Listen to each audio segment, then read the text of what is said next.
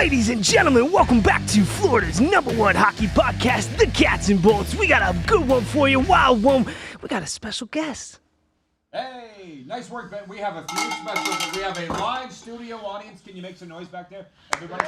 Yay! Yeah. It's our first ever live studio. Hey, a studio audience, and it is the Cats and Bolts podcast. How do I get nervous all of a sudden? We got Brent here, our usual guy, Brent Waltman, and Jersey Jim is in the house. What's up, Jimzo? What's going on, guys? Good to see you, man. Ready to talk some hockey here on what we're calling the Hot Stove Edition. And I know in Florida, nobody knows what that means. But Brent and I know there's nothing wrong with that. But in Canada, we hot stove all the time. Do you want to explain what your understanding of a hot stove is? Hot stove is kind of the hot topics of hockey at the moment. And we get together and discuss them in a group, and it gets a little heated from time to time. Well, is that what's going to happen today? Nah, it could happen. So. It could. Don't be afraid to start the timer, boys, so we know where we're at here as we go to air on this Wednesday. The live stream from the Podcast Junkie Studios in downtown Boca Raton, Florida, brought to you by Unbridled Weddings and Events. The lovely Bree is here. If you're getting married in South Florida, relax and let Bree handle all the details in Wellington. Look her up on Unbridled Weddings and Events, and of course, iTicketsNow.com. So the hot stove, yeah, Brent's right. In Canada, we huddle around a hot stove and talk hockey. It's exciting, and around here, we could use a hot stove. I was going to say, in Tampa the last few days, we could have used that hot stove for sure. That's where we're going to start. Brent said before the show, he said, what are we going to talk about? And we do have some breaking news on this Wednesday. Artemi Panarin, just so you know, the sweepstakes are over, and the Los Angeles Kings won them. Artemi Panarin is going to L.A. We'll get to that. But as far as the outdoor game goes, the Stadium Series game, you were there, I was there. Thank you, National Hockey League. What are your reflections of Tampa Bay's 6-5 shootout victory over Boston in Raymond James Stadium on Sunday night? First and foremost, what a production altogether. But secondly, when it came to the game, boy, Tampa Bay, no joke. Down, I think, 5-1 at one point, came back, tied it, and then they win it in overtime. So, dangerous team, 6-5 in overtime. I think they scored, 4 unanswered goals? Well, we were going through that in the car on the way home, but whatever it was the biggest comeback in Lightning history. And listen, we have a bit of a bias here in Florida. Number one, we didn't think there would ever, I'll only speak for myself, think there would ever be an outdoor hockey game in Florida. We have 2 in a month, and now we're comparing the two, which we will get to.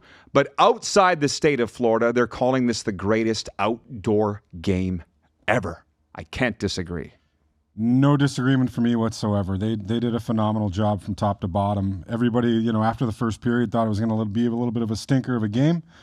But Tampa turned that around and made it a heck of a hockey game on top of it. But, yeah, man, hats off to everybody involved. Seeing the inner workings of that was amazing. And we had a little cameo during the entrance of the Boston players, right? Oh, my God. Well, actually, we're going to get to that in a sec. I don't like this world of the society that we live in, that it's an either-or. There's always got to be a winner. I'm sort of the, why can't we have both? You're kind of that way, too, are you not? Yeah, for sure. Yeah. Absolutely. But people are not satisfied with that. We have to pick a winner, just like Lightning and Panthers fans are with me. They're like, pick one. And I'm like, I can't. I like both teams. I don't feel like they're going to settle for me saying I like both outdoor games. We got to pick which was better. And I've assembled a little bit of a checklist here. Oh, okay. This should be good. Yeah. As far as the game itself went, the Rangers won here 5-2 over the Florida Panthers. Really wasn't a game at all. I think we can agree on who won the checklist on that one. Absolutely. No doubt, Tampa Bay. Yeah, okay. How about the venue and the atmosphere? Lone Depot Park was pretty awesome. You told me yourself when they opened the roof and the windows, you got a little tingly. Yeah, I mean, from the venue standpoint, 2 completely different venues, right? One is a dome baseball stadium. The other is an NFL football stadium. So, listen, I thoroughly enjoyed both of them. I think they both had their high points. That's a tough one. Pick one. I'm leaving that one up to you with the gun to your I'm going to say Miami. I liked the Miami deal just because, it is the furthest point south that hockey is. And, man, when they said let's open up the windows and that roof went back. Pretty exciting. It was pretty cool to see. Bro, they made it snow in Lone Depot Park. Yeah. Well, so, okay, we're giving it to Miami. Entrances. You caught them both in both places. I caught them both in both places. I mean, again, hats off to all the teams from the creativity side. But man, let's think about it. The Panthers rolled in with, $100 million worth of Ferraris. All right, I mean, and the Bucks came in with the old creamsicle Tampa Bay Buccaneers, full uniforms, full football outfits with Baker Mayfield. That was pretty cool as well. And the Bruins coming in dressed as Patriots. Hey, let me pause you for a sec. All right. Entrances and costumes I have in two separate categories. Okay. So then in Tampa, they came in on buses. In Miami, they came in Ferraris. Wow, that's hands down Florida. You got to give it to Miami. Absolutely, yeah. So, and don't get mad, Tampa Bay. And hello, Joshua Dor checks. He says, "What's going on, Rod?" He says, "That was a hell of a game." Tampa wins in a wash in terms of what was the better game. But as far as the outfits, I don't think Bree knows this, but we walked in by accident with the Boston Bruins. And if you know me, this won't surprise you. I see all these guys in these odd Patriots uniforms, like Quakers. I'm like, oh, Brent, it's the anthem singers or the flag bearers. Let's go in with them. So we did. It's the Boston Bruins. And the only reason we knew, you're like, that's Pasternak. I mean, I looked up and it was Pasta standing there, and then, the gnarly glare I got from the NHL TV guy holding the camera, kind of like, what are you doing? Yeah. As we strolled right in through the middle of their entrance into the stadium. But we thought they were the flag bearers. We thought they were part of the show. Had no idea that's who it was until costumes. I gotta give to the Tampa game. Yeah, for sure. I mean, the Panthers came dressed up in suits, nothing flamey, but the Ferraris, these guys went all out, man. I mean, the Bruins showing, a little homage to the Patriots making the Super Bowl dressed up in Patriot outfits, and then the Bucks showing up in the old creamsicle Buccaneers uniforms, full shoulder pads. There wasn't a player that looked comfortable in those things. Oh, my God. I would quit. If I would have had to wear a football uniform, I would say, I'm done. I'm out. And the funniest was listening to Coop in his press conference talk about how heavy the helmet was. So, he held a football helmet? Yeah. Like a bobblehead. Yeah. Well, and lastly, John Cooper wins it all. Mic drop. When he comes out. Hello to my little friend. Apologies to my Colombian friends. Ben, I said that John Cooper was dressed like a Colombian drug lord. It was Cuban. You're Colombian, right? Yeah. Apologies to you. I had the wrong nationality. He was dressed as a Cuban. So whatever he was dressed up as, Saturday Night Fever, he was dressed up to the nines. And I'm sitting between my two best friends, Brent and Jersey Jim, at the game, and it's going, well, 1-0 Tampa, 11 seconds into the game. That was great. Brandon Hagel. I'm like, oh, this is going to be a rout. And all of a sudden, 1-1, bing. 2-1, bing, Boston. 3-1, bing, 4-1, Boston. 5-1. I'm like, oh, my God, Cooper's going to be throwing his hat off, changing his gear, and all of a sudden, well, then there's the goalie fight. Yeah, that kind of changed all the momentum, right? I mean, and then it was a parade to the penalty box after that, and Tampa got right back into that game and pulled it off. I think overall we're going to give the edge to Tampa. We have to, but they were both great. Like I have down here crowd written as a checklist. What was the better crowd? They were both pretty amazing. They were. And listen, again, two completely separate venues, obviously, but both of them had extreme highlights for me. And it was just great to see all around. It was just, both events were really, really great. The biggest one in Tampa was the temperature that everybody was talking about. Nobody could bitch about the weather like they were about the Miami game. No. For weeks afterwards, it was below freezing. I don't know. It was cold. Yeah. What are the Americans? We say in Canada below zero, below freezing. What do you? Yeah, it was right at freezing at game time. So it was, and then you add the wind to it as well, and it was definitely a cold one. Well, we're going to bring Jersey Jim in here right away, but there's a guy I won't. He works at the Panthers games, by the way, who drove all the way to Tampa. He works at the Panthers games. He drove to Tampa, sat in the crowd as a fan. I said, what did you think? Saw him the next night at the Buffalo Sabres game here, and he goes, hated it.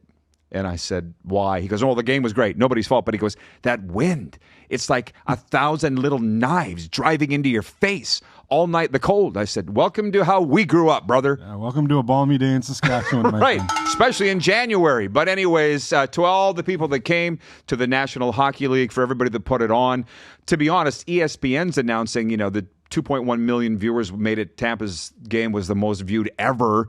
I give the credit to the National Hockey League and to a lesser extent the Panthers and the Lightning as the host teams, but just the NHL itself. Yeah. Crushed it. Absolutely killed it. the product that they put out was top notch from start to finish. Okay. All the way from Dumont, New Jersey. Put your hands together, everybody. Jersey Jim is here from NHL Full Press and NHLRumors.com. What's going on, big time? What's going on, guys? How we doing today? Welcome back to Cats and Bolts. I'm glad to be here. I love it. Ready to do a little hot stoving? Let's do it.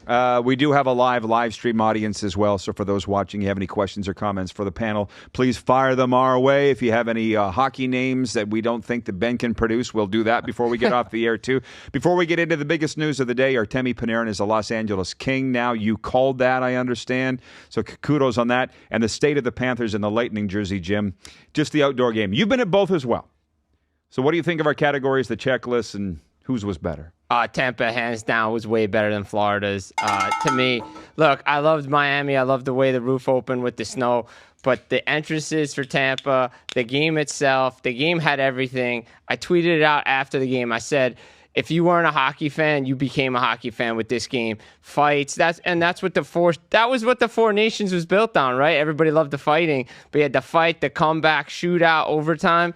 I mean, it's everything a hockey fan would want, and the home team won. As Tim McGraw said, you go with the home team. Well, I didn't even put down musical acts. I'm sorry, but I got to say Tampa won based on Tim McGraw, which they say, you can ask Brent, but there's a rule. You're not allowed to cheer in the press box. I broke that rule. You broke it. I mean, you were like a schoolgirl when they announced that Tim McGraw was doing a press conference. Jumped up out of your seat, and we were in that elevator on the way down. Oh, yeah. I was there. I loved it every minute. Oh, and by the way, I broke a rule too in the press box. My buddy Matt Patra, when he scored, I gave a little fist pump and like yelled a little high. But I had interviewed him the day before, and I was just happy for him to have him be in the game and score. I feel like that's a loose rule. You know what I mean? Like, and just so you know, the announcement came this over the loudspeaker in the press box. Attention, ladies and gentlemen, at 5:15, John Cooper will be meeting the media, and I'm like, do I need to talk to another hockey coach? Immediately followed by Tim McGraw. I'm like, woohoo! And I jumped out of my chair. Literally. That's what, because everybody looked. And then they all started laughing. So, listen, there was a mad rush to the elevator, so you weren't the only one, my friend. Okay. Yeah, Tim McGraw was good. Little disappointed that he wasn't wearing a cowboy hat, but he didn't ask me what he should wear. And let's keep it positive. Right, Jim? Always keep it positive. Let's do it. And look, set list was great. I know there was some negativity out there on social media talking about how the set list wasn't good or he didn't perform well. Tim McGraw, number one great country music artist, and it was an awesome show. I mean, come on, man. The guy had 9 minutes. What do you expect for the set list? Yeah. I thought it was fine. I mean, I could have sat there for 3 hours and gone through his hits. Man. So he did. Listen, we don't usually bring up what they're saying on social media around here because it just annoys me and sometimes saddens me, especially what they're saying right now about Florida Panthers players, which might be a good time to get into that. But before we go any further, there is breaking news today. Artemi Panarin is a Los Angeles King. Panarin is an LA King as of today. What do you know about that? Yeah, I know. All I know is that Liam Greentree and a conditional pick is going back to Los Angeles. Panarin signed 2-year deal, $11 million and an AAV in Los Angeles. No surprise. Conflicting reports out there. As far as I know, LA was always the top choice, despite what he said with Florida. He always wanted to be here with Bobrovsky, but LA had the cap space to make it work. And LA was always the first team listed when it was Panarin sweepstakes. Where did he want to go? They make it work to go to LA. There you go. Well, the talk that he wanted to come to Florida, but guess what? Who doesn't? I didn't think that was any breaking news, right? And the last few years, it's been get in line. Yeah, so everybody wants to come here. And honestly, I thought if Bill Zito wanted to make it happen, he would find a way to make it happen. And let's get into this with the Panthers. I get, Brent's now in the media and you see like they're down. I don't think people understand. They don't like where they are. They don't like losing. They're not used to it. Did you see the clip of Paul Maurice that's making the rounds from yesterday? I did, and it's painful to watch because he's running out of answers. He's asked every night what he thinks, and man, we just keep dropping bodies, and he's running out of answers. Well, what's he supposed to say? I mean, you're the non-biased guy here. Did you see the clip from Paul Maurice? I mean, if we go search it, everybody, he basically said, "Hey, we're not going to cry about it or worry about yesterday. We are where we are. We've lost more man games due to injury than the last 2 years combined, and we're only halfway through the season." And we have to look at what's positive and can we grow as a team. Like, to be honest, I'm sitting there going, why is this so revolutionary? That's how winners think. Paul Maurice is a winner. He could have added Brent. Nobody's going to feel sorry for us because guess what? They don't. But I think, I'll get to your thoughts on it, but I think the Panthers are sitting here going, are we going to load up? And if we did, why? You know what I mean? Well, I mean, yeah, it's a gamble, right? Yeah. I mean, you're sitting, 8-10 points out of a playoff spot today, and I mean, you get some uncertainty of injuries, and do you sell the farm on uncertainty? You can't. No. You can't. You got to get your way out of this. But what did you take away from the clip and where the Panthers are right now? Yeah, I mean, I love the clip, to be honest, from Paul Maurice. I'd go play for him right now if they give me a contract to sign me to the league minimum, and I'm going to go play for Paul Maurice. I think he's right. Talk about adversity. You got to go through it. And he also said, this is the price you pay for the winning over the last couple of years, right? Now the bodies, the injuries. And the issue is, I agree with Brent, it's like if they're going to add, then probably Sasha Barkov isn't coming back. Like, let's be honest. If they were truly going to add to this team, Barkov's on season-ending LTIR, and he's not coming back. They believe he's coming back. He believes he's coming back. But at some point, this team, and I see it with the Lightning, they got their rest in the offseason. A longer offseason will benefit the Florida Panthers moving forward, even if it means no three-peat. Well, you talk about the price of success. Where did I see the stat? I'm sure you have. They played more games in a 3-year window than any team in NHL history. Yeah. So they might be worn out. When you say what's Paul Maurice supposed to say, I mean, he can't say this, but he could say half our frickin' team's on the injured list, and they're all stars. Seth Jones, Brad Marchand, Alexander Barkov, Kachuk for half the year. That's what it is. We've been saying this all season. Why is that? I don't get that. And then the other thing, I'll just get it off my chest. Lightning fans, and you and I spent a lot of time around in the last few years, they don't ever turn on their team. No. What I'm seeing from these Panther fans is actually turning my stomach. It's disgusting. I mean, again, you have to understand Tampa's won, and they've had a long-standing history of winning it over there. So the fans that we currently have, that call them whatever you want to call them, bandwagon jumpers, whatever it is, they've known this Panther team the last 3 years to be nothing but success. They have no understanding of what happens when your team loses in the situation that they're in. One thing with Paul Maurice is he's not made a single excuse. You're not going to hear that come out of his mouth. And that team with the culture going around, I mean, anybody on that team right now would lay down in front of a bus for any one of those players on that team. And that's one thing that you cannot go out and teach, right? You have to create that within this organization, and they've done that. So you and I talked about it. If they continue to flounder with the injuries that they have, they're still going to be a very, very good hockey team for years to come with the people that they've secured. But man, I mean, it's just tough break after tough break, and that's the way the world works, right? If they can scratch and claw and get themselves into the playoffs, and they get a Barkov back, I'm willing to bet you that they have every best of a chance to win it as anybody else. They have to get healthy. Period. And I mean, I'll take Jersey Jim's thoughts on this as far as the trades go with the Lightning or the Panthers or whomever. Culture is unbelievably hard to build. And you can give Bill Zito all the credit here because they had a great culture before Paul Maurice showed up, and he'll tell you that. But ask the Winnipeg Jets, the Vancouver Canucks, the Toronto Maple Leafs. They have terrible cultures. Okay? So it was very hard to build it here with Florida. It doesn't take that long to break it. And that's why I think he would be hesitant to be making a lot of moves, Bill Zito. Yeah, I don't think he's going to make a lot of moves. If anything, it's cosmetic. They need help on the left side of their defense right now. Like, I've always heard, like, guys out of Seattle, like a Jamie Alexiak type, a Mario Ferraro out of San Jose.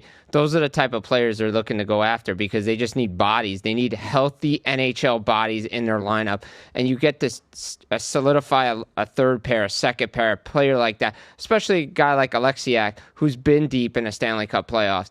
Those are the type of moves that the Florida Panthers would look to make. I don't think, and again, Panarin, is he a Paul Maurice type player? Is he a Bill Zito type player? Similar with John Cooper. Yeah, those coaches can get those players to play that way, but I just don't think he fits that culture. And similar with the Lightning, it's going to be cosmetic moves, right? It's just going to be a little ad here and there, maybe like Blake Coleman type player. They love what they have on their third line. that third line is probably the best third line right now in the National Hockey League, like it was when they won the Stanley Cup.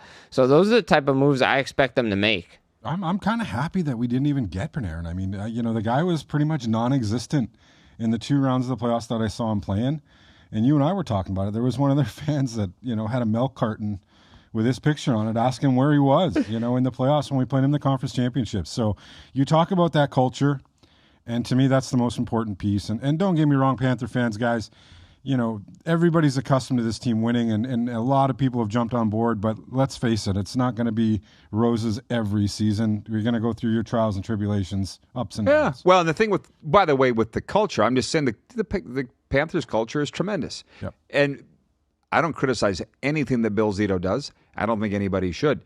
Panarin, to me, though, is Tarasenko 2.0, and I think is probably, and that's what he is. Tarasenko had a reputation before he came here of being lazy. Right. He wasn't lazy. He was on his best behavior for 3 months. Yep. And it resulted in winning a Stanley Cup. Yeah, but the year prior to that, we brought in Claude Giroux. Just awful. Awful. That's not Zito's fault, though. That was who thought this Giroux was going to pull a disappearing act. Would you like to have a tippet right now? Oh, my God, he's so good. That one hurt me. Yeah, Tippett's playing well in Philadelphia right now. But I'll say this, Tarasenko, during his time with the Stanley Cup, when he was with St. Louis, I thought he played really well with, Berube and those guys. He locked it in defensively for them, and he played really well in the final. But I saw him take it to another level with the Panthers the year they won the Cup, and his leadership on that third line really elevated those guys. So I think, I think Tarasenko's a little bit better than Panarin when it comes to defense, but I can see your point, Rod, when it comes to 2.0. Yeah, I mean, it's tough. I mean, you bring a guy in like that, and he had no choice. You come into a culture like this, either you're going to fit in and play that game, or you're just not going to fit in. Tarasenko did. And he made the decision that he was going to come here and play their style, and he was clutch in the playoffs. Producer Eric, you're going to grab a screenshot. Everybody look at your camera and smile. That's a good one right there. Yeah, everybody say Snooky. That's good. The situation. Yeah, but yeah. So live streaming, it's so much fun. But I'll also say this, man. I'm watching the game the other night. This is not a criticism per se, but this is not the grade A Florida Panthers. I mean, you and I are watching the Lightning power play of the night. Ding, ding, ding, ding, ding, ding, ding, ding, ding. 6, 7, 8, 9 passes in a row in the back of the net.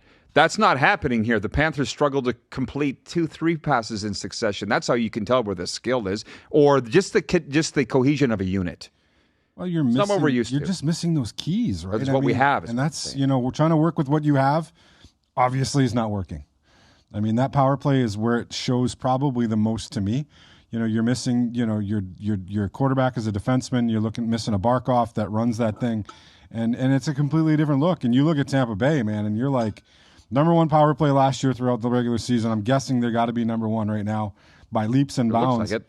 And it's impressive. And everything about Tampa right now is impressive. They are playing lights out hockey. They are on an absolute heater. They're going to get 2 of their biggest stars a whole bunch of rest because they're not playing in the Olympics. Cicerelli's going to have time to get or not Cicerelli. Cirelli's going to have time to get healthy. Braden Point's going to have time to get healthy. Watch out. Oh, and by the way, Bob's going to get healthy. And for Florida,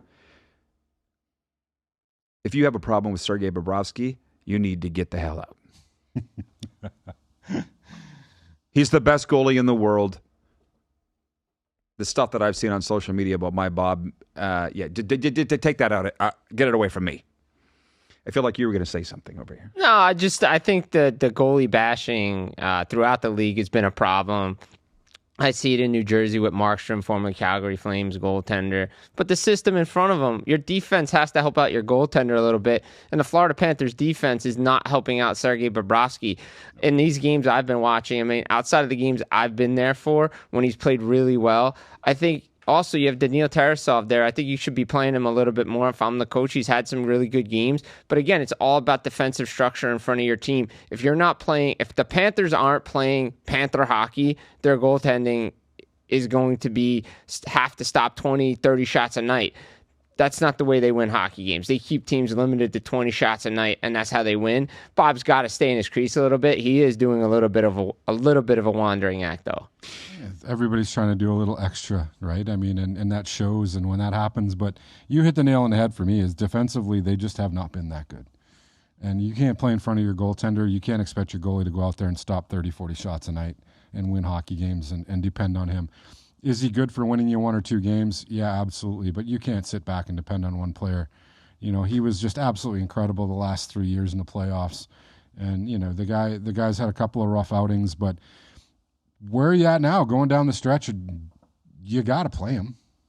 I mean, you can't put him on the bench and play Tarasov. What are we talking about here? No, are we criticizing Bob? No, we're not criticizing. No, we're not criticizing. He's got to play. Him. He's just got to play. He's just got to play better. But I'm just saying, you have a backup in Tarasov, who I've seen, and he was in New Jersey when the Panthers made their first trek up there, and he was a big reason why it was as close to the score as it was. It was only 1-0 game for a little bit. So I'm just saying, I like Tarasov a lot. I think you just give Bob some rest down the stretch too. Yeah, that's interesting. Brent and I watch just about every game, most of them together, and it's when the Panthers really put their mind to it. Yep. They can beat anybody. We saw it. They went into Winnipeg and won. They went into Minnesota and won. They went into Chicago and won. So Colorado. Yeah, so everybody can use a break here. I hope that the Olympics don't tax them too bad, which, by the way, in the time that we have left, lesson, boys and girls, in holding your tongue. In my 53 years, I'm still working on it. But Sam Bennett did. Worked out pretty good for him, didn't it? So far, so good. Sam Bennett, as of today, is in, so he will be playing in the Olympics. Yeah, for those that don't know, Sam Bennett was snubbed, as the hockey fans say, left off the Team Canada invite list for the Olympics. And then Anthony Cirelli gets hurt in the outdoor game Sunday. Who's the first call for Team Canada? Sam Bennett. And when he was, I think we played the clip on this show, when he was snubbed, he said, I wasn't good enough in the first half. And I'm grateful to have worn the Maple Leaf last year at the Four Nations Face-Off. Hopefully I can again. I'm like, I couldn't have been that nice or humble or whatever you want to say. And it worked out for him. I'm so happy for him. First class, Sam. Yeah, he is. All the way. Well, we were in that media scrum after the game against the Colorado Avalanche when he was asked about that. And he's like, yeah, I just put it on me. He said it. It was on him. He put it on himself. Yeah, somebody asked, oh, what could have you have done more? He's like, I'm not going to really get into that. But he knows it was on him. And guess what? His hard work, second half, paying off. Now he's on the Olympic team. And, I mean, we can all agree, disagree, whatever we want to say. We all probably agree that he should have been on right away. But, hey, we don't make those decisions. But he's there now, and he's going to go hopefully win a gold medal for his country. These Olympic shows are going to be great. Are you going to come on with us when we do them? Yes, absolutely. I can't wait to be on these things. Okay, well, I guess gold medal game party at my house. Is that the deal? Yeah, sounds good to me. Canada, U.S. better be in there. Interesting how they are in separate pools, so it is lining up that way. I know a party planner that'll put on a hell of a party. Unbridled weddings and events. Bree in Wellington. If you're getting married in South Florida, I wouldn't advise it. No, I'm just joking. But if you do, call Bree. That's what I would advise. By the way, just hockey in Florida, John Cooper. We're so blessed. I say it often on this show. The two coaches that we have here, John Cooper and Paul Maurice, are so first class. But Coop, just his enthusiasm, his excitement, and, you know, you were there. You guys were both there. He was asked, did you ever think there would be outdoor hockey played in Florida? And can you guys paraphrase or remember what he said? It was along the lines of 11, 12 years ago. If you had asked me, I would have said no way. Yeah, I mean, I think that's the attitude of everyone, right, at that point. I mean, think about it. I mean, and I laugh because I think he made reference to the cold weather. He was like, you know, we were sitting here a month ago hoping that it wasn't going to be 87 degrees. And, you know, I think that's the risk you take. And I think another quote, one of my favorite quotes of him was, you know, saying Gary Bettman was the best commissioner in the world, you know, planning to have a 32-degree day in Tampa the day of an outdoor game. So, I mean, he's dead on. I mean, 11 years ago, hockey in Florida was, you know, at the bottom of the list. And if you look at it now, it's definitely a 1 or a 2.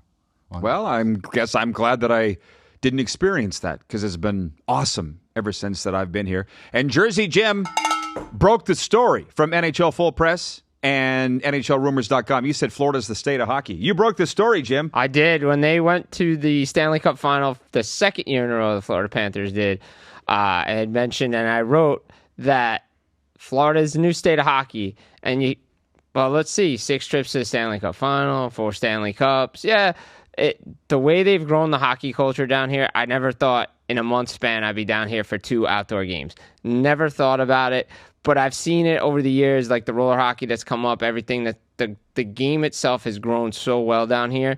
And look, hats off to the Panthers organization, the Lightning organization for what they've done.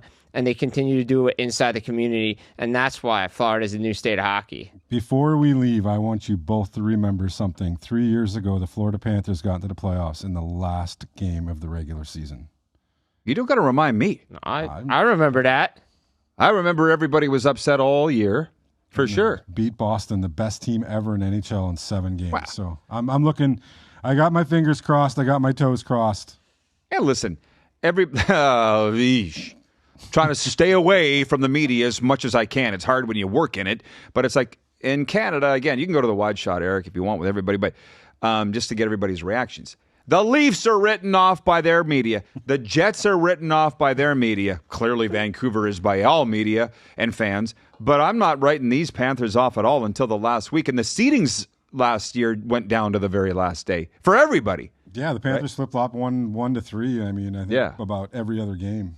Yeah. But chip in a chair, man, that's all you need. Yeah. That's the greatest thing about the NHL. One more before we go. Kelly's watching. She's made it in. She's going to be at the game tonight. A little late, but she's here. And she says, I want an invite to the Olympic hockey watch party. And you don't know what that is, but she has suggested that we select a game and go to one of our places, probably the Yard House or something like that, to watch hockey together as a Cats and Bolts community. What do you think? Didn't have to ask me twice. No. Ding. Done. The last word, Jersey Jim. Hey, I wish I was going to that watch party. I'm going to be honest. You can always come back. You never know. We'll see what Mom thinks. Maybe she would come back down to Florida. Who knows? Still cold in Jersey in February, Jimmy. Yeah, I know it is, right? But no, look, I thought the outdoor games were great. It's been a blast to be on here talking some puck with you guys. Love it, and never count out the defending Stanley Cup champions until the final horn sounds. Where can people follow your stuff? Yeah, follow me at Jim Berenger on Twitter, X, JerseyJim33 on Instagram, Full Press NHL on Instagram, as well as Full Press Media on Substack, NHLRumors.com as well, and I'm pretty much everywhere. Nightcap Recap. Always follow the Nightcap Recap. We're breaking news left and right. And like Kirk Signetti said, just Google me. Jimmy, Panthers win tonight and tomorrow night? Woo, doggy. Split. I think they'll win tonight, and I think they lose tomorrow. I think that's a good pick. Actually, okay. That's a good thing to bring up by you before we run.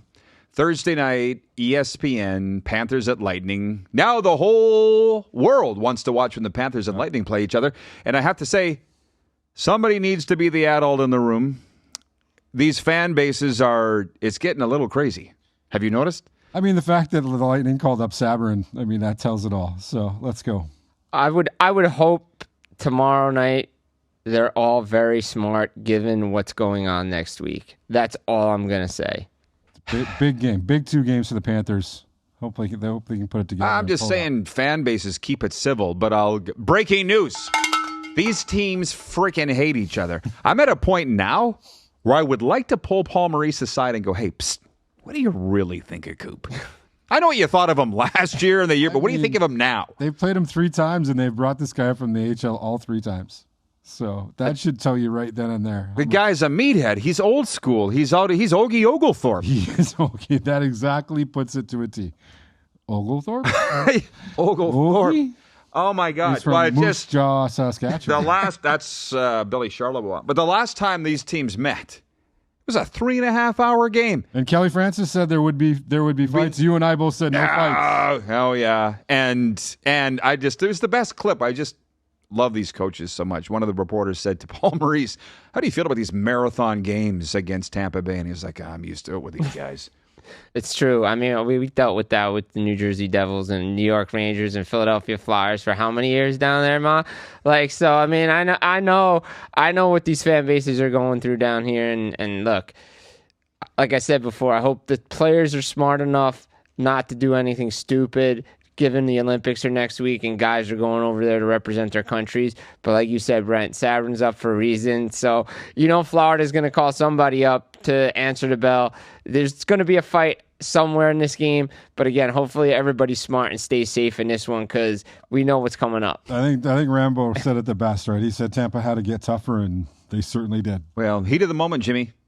You collide in the corner. You're not thinking about next week. No, it's true. It's true. But I think, if Florida gets pushed around a little bit, maybe they go get a certain guy that plays in Calgary, bring him back. Lombard? Yeah. Oh, my God. We got Gazovich coming back. He'll be. Yeah, we got enough The sheriff will be meatheads. coming in. There's enough meatheads around here to handle these guys. Okay, keep it civil, everybody. Thanks to our live audience and the whole Podcast Junkies crew. We'll see you next week here on Cats and Bolts. You almost caught it, Benny.